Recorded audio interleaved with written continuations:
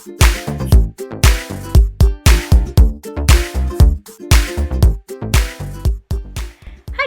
I have a little bit of a different filming location today. I'm hoping it might help so that the videos don't sound quite so echoey because we have hardwood floors in our kitchen and dining room, and here in our office here, we have carpet, so hopefully that'll help. But today's video I wanted to make on the value versus the moderate resorts, because I think a lot of people have a hard time deciding if they want to stay at a value or moderate resort and they don't know what the difference is. So I thought I would explain it.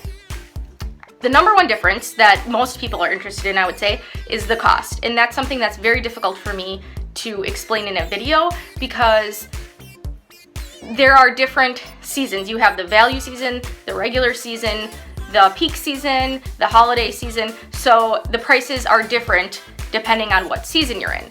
But as a very, very general rule, I like to think of the value resorts as being in the $100 from $100 to $200 a night. And then the moderates I like to think of as being in the $200, so between $200 and $300 a night. And again, depending on what time of year you go, it might be on the lower end or the higher end. So the next difference that I'm going to talk about is the room size. The size of the standard rooms at the value resorts are 260 square feet, whereas the size of the standard rooms at moderate resorts are 314 square feet. So you have another 54 square feet of space in the moderate rooms than you would in the value rooms. The beds is the next thing. The value resorts have 2 double beds. There are some rooms that have 1 king bed. However, those are they're accessible rooms, so they're there for people that are in wheelchairs that need that extra space to maneuver around the room.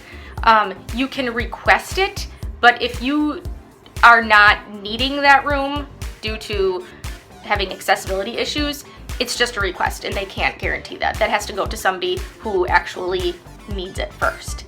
Whereas in the moderate resorts, you have 2 queen beds. The exception to this is the pirate rooms at Caribbean Beach. They have 2 double beds, but all of the other moderate rooms have either 2 queen beds or a king bed, and you can actually book a room with a king bed at the moderate resorts. It's not just reserved for people who need an accessible room.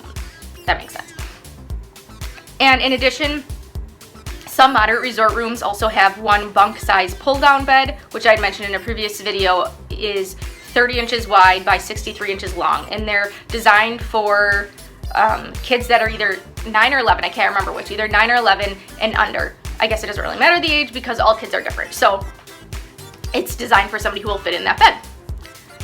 Okay, the next thing I want to talk about is the food. So at the value resorts, they each have a food court, their own food court. At the moderate resorts, they each have a food court, and then they all, with the exception of Port Orleans French Quarter, they all have 1 table service or sit-down restaurant as well.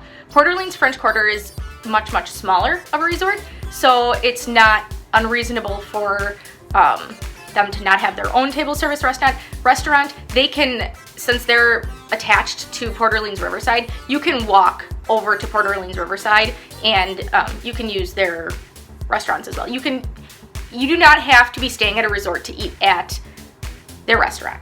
So just something to think about if that's important to you. Food courts are at value resorts. That's the only food option there. Whereas at the moderates, you have a food court and a table service restaurant, with the exception of Port Orleans French Quarter. Pools.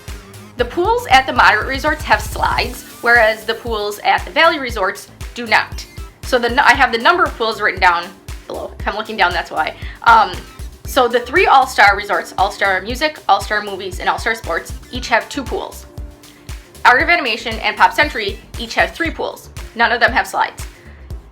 And at the moderate resorts, you have Port Orleans French Quarter. It has 1 pool. Again, it's a much smaller resort, so it's not really necessary to have more than 1. Coronado Springs has 4 pools. Port Orleans Riverside has 6 pools, and Caribbean Beach has 7 pools. In addition to the moderates having slides, the moderate resorts also have hot tubs, and the value resorts don't. The last thing I wanted to mention is the location, because that's important to some people. It's kind of difficult for me to just explain where each resort is located, so I would encourage you, if that matters to you, I would encourage you to look at a map of Disney World and actually see where the resort is located in proximity to the different parks that you might want to visit. The transportation options at Valley Resorts, a bus is your only transportation option no matter where you're going. And then at the moderate resorts, you also have a bus to get to any of the parks. The only exception is from Port Orleans Riverside and Port Orleans French Quarter. You also have the option to take a boat to Disney Springs, formerly Downtown Disney. So I hope this information was helpful to you, and thanks for watching. Bye guys.